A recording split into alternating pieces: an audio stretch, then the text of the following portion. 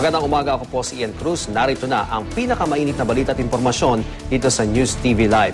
Mahigpit ang seguridad sa Sandigan Bayan sa Quezon City para sa nakatakdang arraignment ni dating Pangulong Gloria Macapagal Arroyo. May report si Haji Rieta. Haji?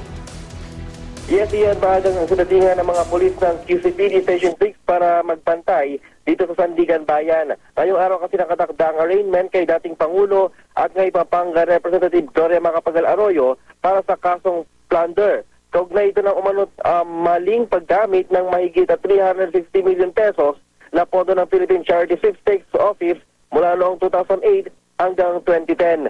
Bukod kay Arroyo, kinasuhan din ang siyam na opisyal ng PCSO at COA.